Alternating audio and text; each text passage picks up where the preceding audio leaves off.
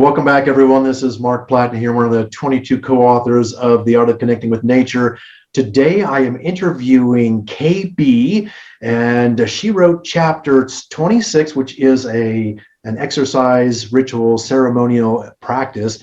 It's called the Waters Cleansing Sacred, the Waters Cleansing Sound exercise.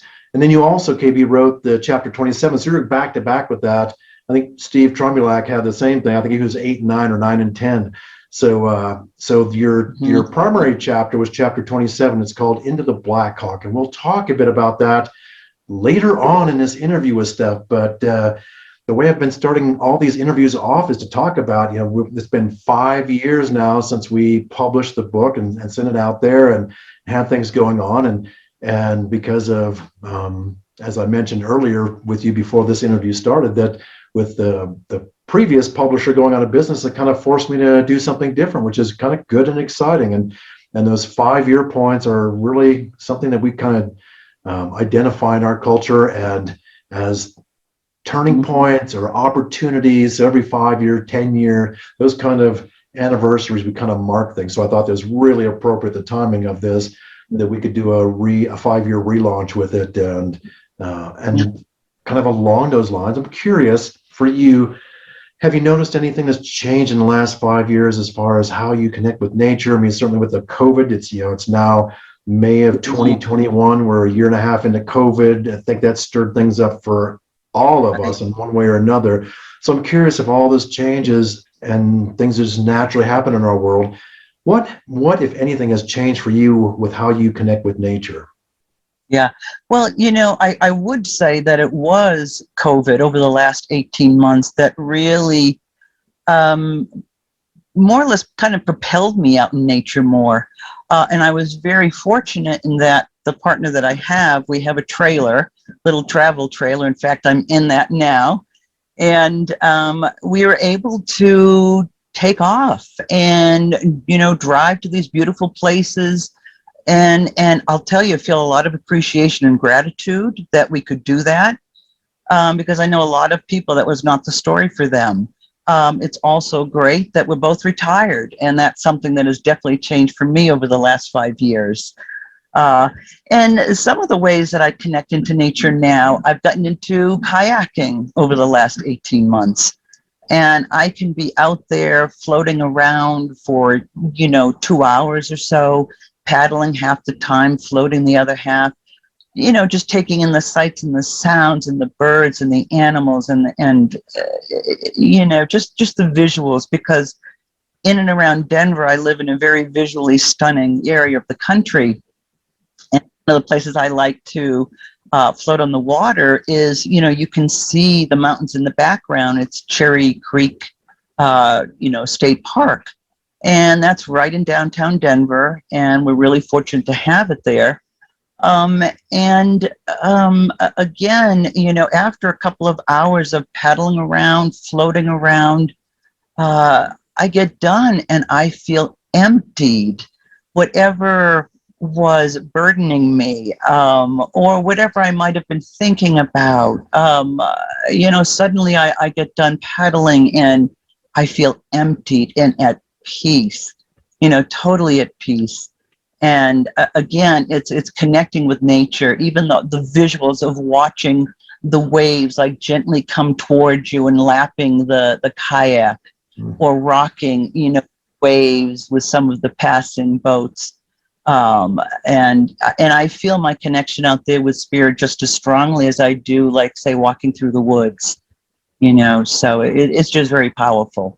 So that's really a big change. And again, I was fortunate to be able to travel through a lot of different states out here in the southwestern part last year and a little bit this year too. Yeah, that's great, KB. I love that.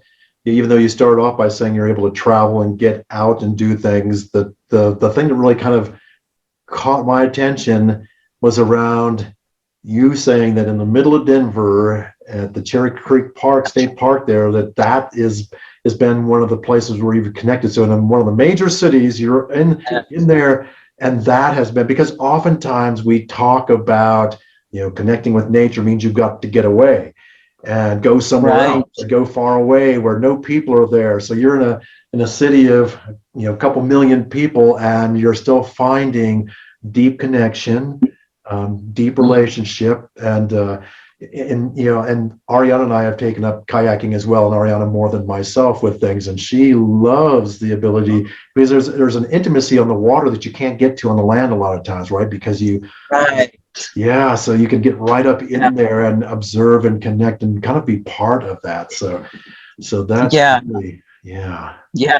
Well, one of the things I want to add around that too is that I have created this meditation that I do out there. And, you know, when you paddle correctly, you know, you're twisting your torso slightly so that you're using your core. And so as I do that, and then if you press, you know, your foot down as you're stroking, you get a little bit more stability. So then I inhale on the left, exhale on the right, inhale on the left, and oh my God, I mean, it's just so comforting, so peaceful, and you get into this rhythm where it almost feels effortless. You know, it takes very little movement to just maintain, you know, your motion through the water, and it's really magnificent, and I can't say enough about it. I love that you just kind of threw out another practice, right? That's a meditative practice of being, for those who kayak, and even canoeing has its, I mean, I love canoeing too, but kayaking is a little bit lower, sets you a little bit lower into the water with Right. that. Yeah. But they both are kind of somewhat the same kind of thing, but I love the practice there that you're sharing with KP. Yeah, and you mentioned, I love this term, emptying. Tell me more about when you say it empties you, because that can mean a lot of things to a lot of people. So tell me what that means to you and how that relates to your relationship with nature, maybe. Well, here, you know, here's a pretty good example that probably, you know, some people can relate to. You know, you go out kayaking with a good friend. In my case, a lot of times I'll go out with my partner, Greg, and we both, you know, normally are pretty talkative with each other. You know, we'll go through periods of silence, but, you know, we're pretty engaged with each other. But after we get done kayaking, we'll drive a half an hour home and we won't say a word to each other. And it's just that we're totally filled with like peace and a like a bliss, you know, that you just feel complete and emptied of anything that was troubling you, and full of you, whatever that stimulation of being out in nature has done to your body, you know, to your energy. And that's you know what I mean about being emptied. Nothing to say for half an hour and you're totally happy. Everything is perfect in the world, pretty close to it. Yeah, those are the best. And Ariana and I talk about that, you know, that there's a real gift in relationship for that place of silence, right? And you're not having to fill every moment or feel awkward if it's not there. There's a real, like, I'm so in tune and connected with my partner that we don't have to speak sometimes, and there's a real juiciness in that. Yeah, I like that. So you're both emptying and being filled at the same time, right? That's, yeah. Yes. Yeah, I love that. So thank you for that. So I'm curious, my friend, let's jump into your chapter. I love, this is one of my favorite chapters in our whole book, Into the Black Hawk. And if you want to just share a little bit about, because this is about your childhood experience, and then that phase that, you know, where you had deep relationship with nature, and then going into that part that many of us go into, which is, you know, conquering the world and going out and being, you know, the king or queen of my roost, and then going, I'm just burned out and I cycle down, and there's a rebirth, if you will. And I love that cycling. And several of the authors have, including myself, had similar stories in there. So if you don't mind just sharing kind of why that story, because I know you've had a million experiences in nature, but what was calling that forth from you? What's the importance of that for you? Well, you know, during the decade of the 80s, I was studying and then practicing as the medium, one who gives spirit messages to people. And during that time, I came to recognize my own primary spirit guide, who helps me on that work. And what I realized is that he was my invisible playmate when I was a wee one of about 5, 6, 7, 8 years old. And I think that that is true for a lot of people, and that sometimes the way that spirit impresses us is at a very young age, when we're very, our minds are very open. We're not conditioned yet to not accept these things, not to be open to these things. And so for a lot of kids, we have invisible playmates. And oftentimes it will be someone in spirit who is impressing that particular form that we create in our minds to represent. This playmate is actually a spirit guide. And so I thought it would be helpful to share that particular story as to how that got started, because the way that I experienced my spirit guide was going out and playing in this mythical place that, all the neighborhood kids knew as the Black Hawk. And it was just this lush, this dark earth that apple trees grew in, and it was just shaded by apple trees. And the big fat earthworms down there, and all the kids used to go down there and dig in there to get earthworms for their, to fish. And it was where I really experienced playing with this group of Indians and this one Native American who I would always, be around. And if I was feeling sad in particular, he'd be the one to rescue me. And then, of course, later on in life, he ends up being this spirit guide who's been with me always. And so I felt it could be really helpful for people to hear that part of the story. And then, of course, I played a lot and had, just had these rich encounters with my invisible playmates. And then this area that I used to play in, I lived on a dead-end road, but when I was in my mid-teens, it was sold, it was plowed under, it was replaced with 5 houses with yards, and all of my favorite places that I experienced spirit were plowed under, and that was the despair that I felt. And at that time, I hadn't yet recognized, who my spirit guide was. It was an invisible playmate and so on. And that took me a few more years, another decade to get there. And it was during that decade, I would say, when I was disconnected the most from nature, that I had the dysfunctionalities as a child that I kind of absorbed from some experiences that I had, really kind of reared their head. And then it took me, a while to deal with that, many years, to deal with that. And that was when I began to return to spirit and nature. And, that was just a great healer and therapist, along with the therapy that I was doing. Yeah, I like that. And one of the things I like so much about your book or about your chapter is, there's a visceralness to it. I mean, reading along, I can smell, sense, hear, experience, and you're really gifted at sharing that and bringing us along as readers. So I think that's probably why it was such an enjoyable chapter for me. It's just because I was like right there with you. Plus, we kind of experience things in the same kind of way. So I'm able to translate that in a much, from my own experiences and so forth with that. So that was, it just was such a great, I just love the way you wrote and shared from that youthful part of yourself up and through the adult.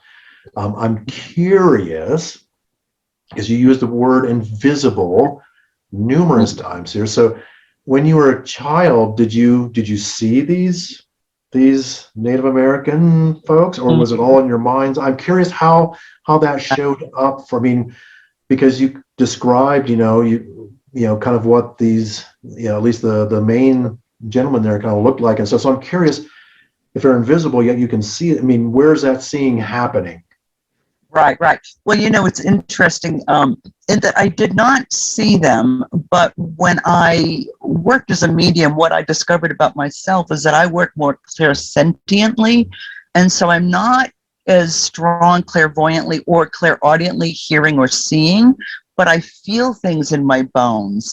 And from there, I often will construct an image from what I feel. It happens so automatically that it's difficult to explain, but it's sort of like just emerges out. And then like, okay, it's a Native American and he's tall, he's big.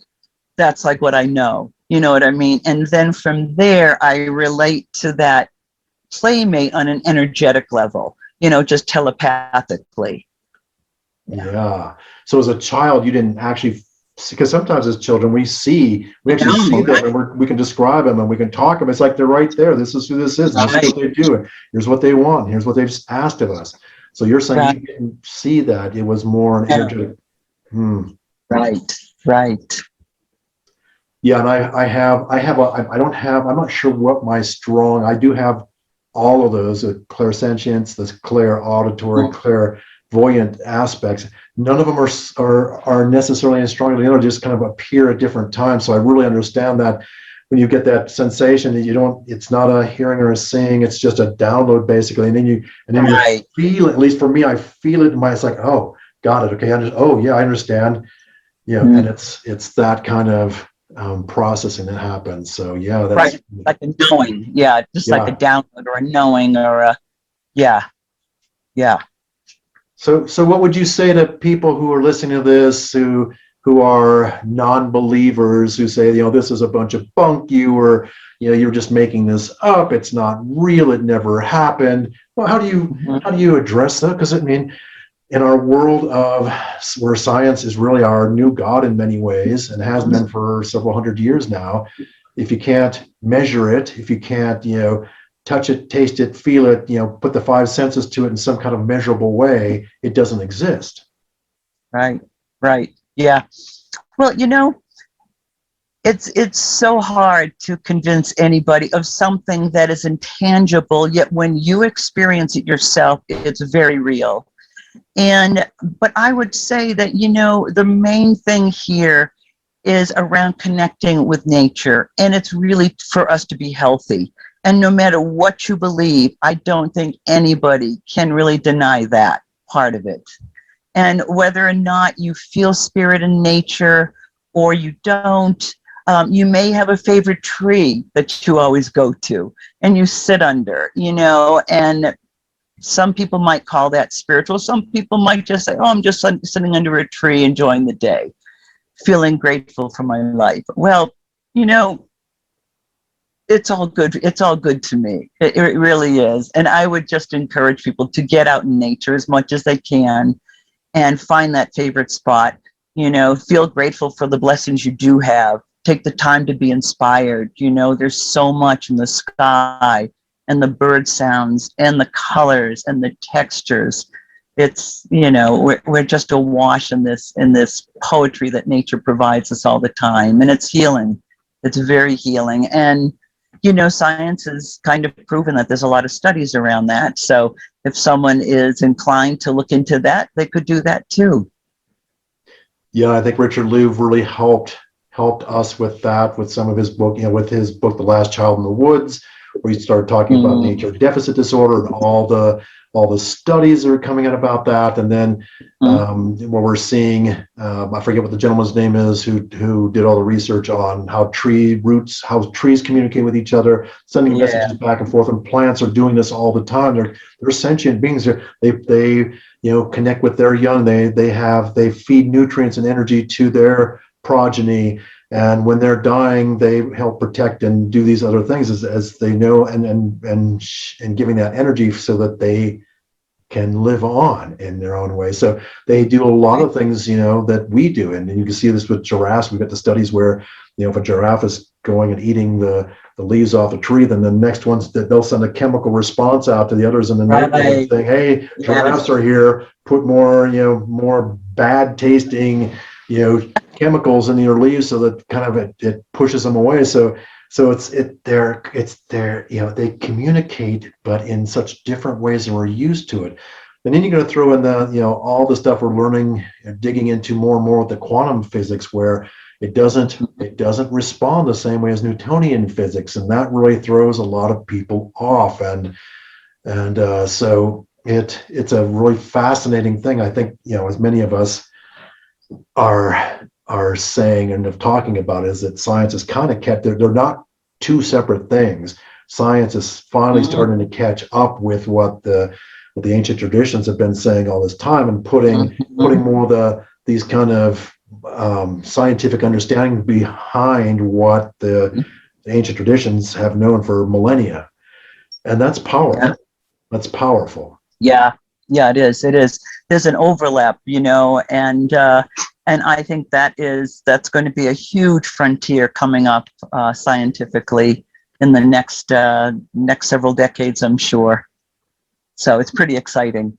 It is exciting. So I mean, I'm just I was talking with Skyberry yesterday about his chapter, and we were talking about an incident he had where he connected with a raven that was flying in front of him after a friend had passed, and he was talking to his friend, and all of a sudden this raven appears and stayed with him for 20 miles, riding just in front of him, on his motorcycle for 20 miles, and then finally he had let all the tears and stuff flow out of him. He thanked his friend for everything and for being such a good friend and stuff. And then the raven did one of these rolls that they do. They did a barrel roll, turned around, and then it flew off. And it was like, yeah. And as we talked about, that's why I was curious how, when people say, well, that's not real, that experience didn't happen. For me and for Skyberry yesterday, talking with him and others we've spoken with, is that the power of these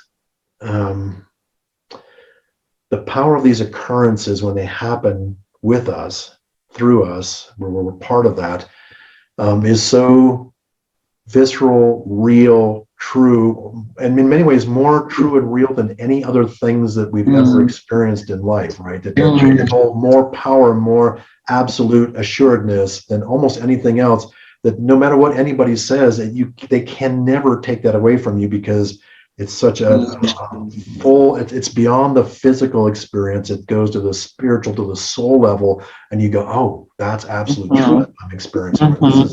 This is beyond it can't be debated. It's I know. absolute truth. Yeah.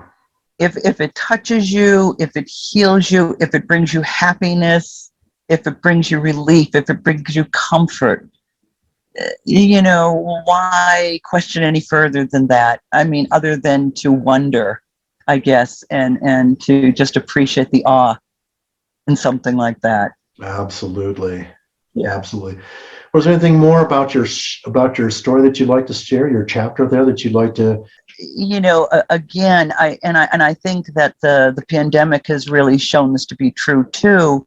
A lot of people have stepped outdoors a lot more and have found comfort or relief or connection back in nature again. Because we had to.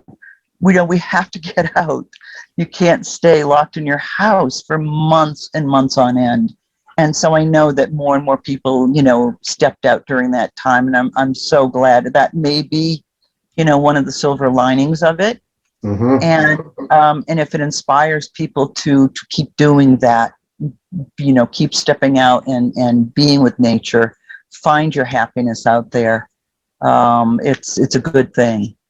Yeah, thank you. So how about your exercise or ceremony there, the water is cleansing sound? Because we've had a couple authors talk about water, but this is a little bit different. So tell me about this ceremony, if you will. Yeah.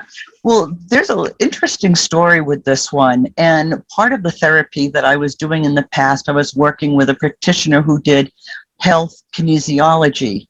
And they would identify, what the issue was, and there would be certain types of exercises or things to do to kind of counteract whatever it was that was found.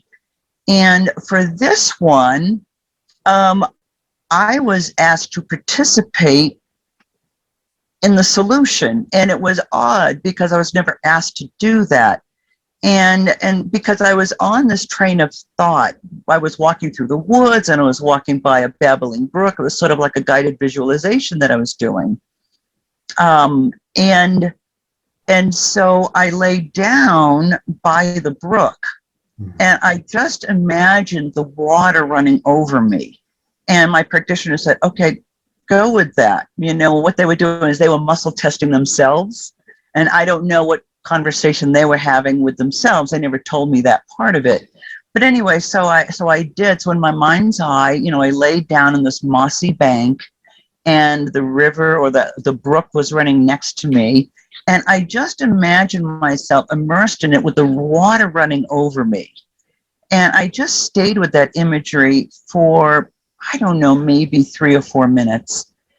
And I came out of it and we did a muscle test on me. And I was clear of whatever the issue was that we were trying, you know, that we were working with.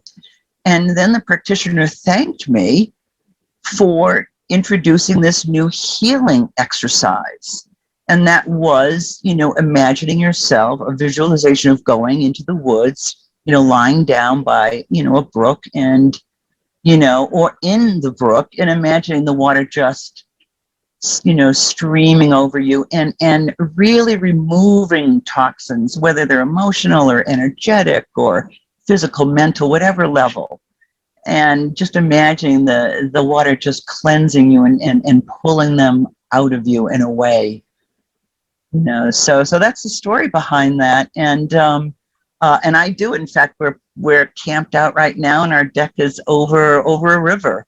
And I was just sitting out there before this and just kind of thinking about that, you know, just being cleansed and being grateful. So, yeah. Yeah, that's wonderful. And it comes back again to, we talk about the art part of the book, you know, the art of connecting with nature. So the art part for me has always been that there are an infinite number of ways of connecting with nature. There's an infinite amount, and so what you just described there is like, well, this had never, at least from the therapist standpoint, had never been, it wasn't part of their repertoire, and you, like you said, were invited into the healing process. And you gave them another tool. And there's, you know, again, there's as many tools as what we're called for to do. For somebody, water may not be the thing that they would have done. Maybe it would have been, you know, connecting deeply to the earth, or you know, standing facing into a strong wind, or, you know, something along those lines. So yeah, right. I just love the variation of how we come about this connecting with nature. And I've been in a situation where, you know, we've connected with a large tree, and there's been 3 or 4 of us, and we all get different messages. And at first, when I was young into this, it's like, well, maybe mine is wrong. Maybe I'm not hearing right. Maybe I'm not experiencing this right. Maybe they're right, or this other person is right. And what I was told with that is like, wait. We communicate directly with what your needs are and how you receive best. Don't compare yourself to somebody else and how they're doing it and how they're experiencing it, because that's this competitive nature of the Western culture, right? Of I've got to be the best, or I'm on top, or I know more than you do, or Spirit's telling me this. It's like, well, great, that's for you. It's not meant for anybody else. It's meant for you. And when I was able to get past that, it was like, oh my gosh, you're right. This is an individual relationship I've got, and one time it might be nature, it might be water. One time it might be the standing ones, the trees. One time it might be the earth. One time it might be, you know, there's all these different things, and it's not always the same. And it's different for each of us because we each have different needs.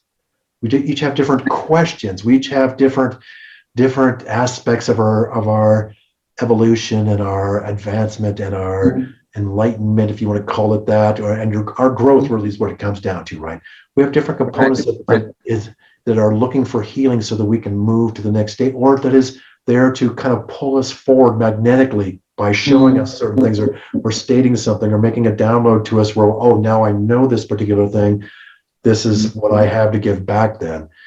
And Yeah.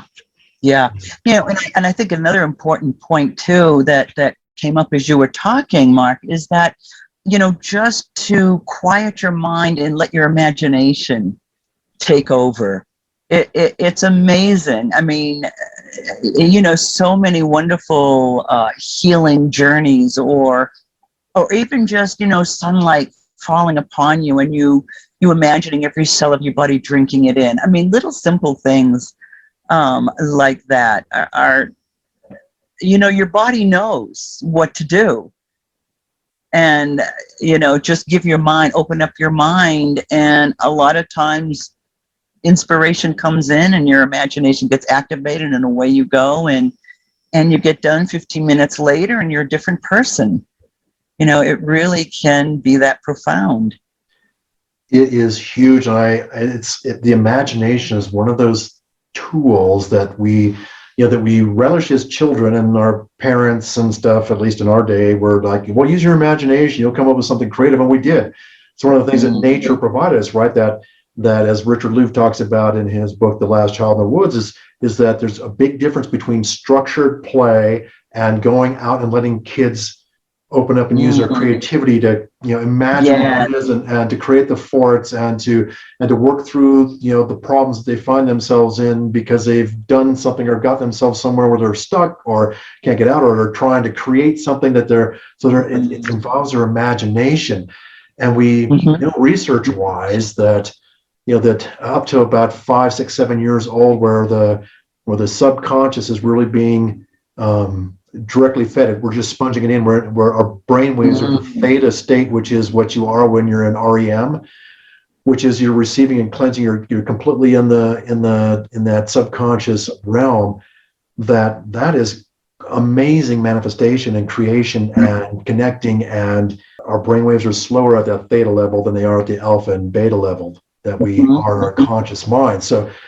So the beauty of this and the sadness of this is, as when we're in those theta states in our early age, we are seeing and experiencing things that with much more vividness and using an imaginal realm to create and draw forth to us than we do as we become adults, or in those older years where we're told to stop imagining.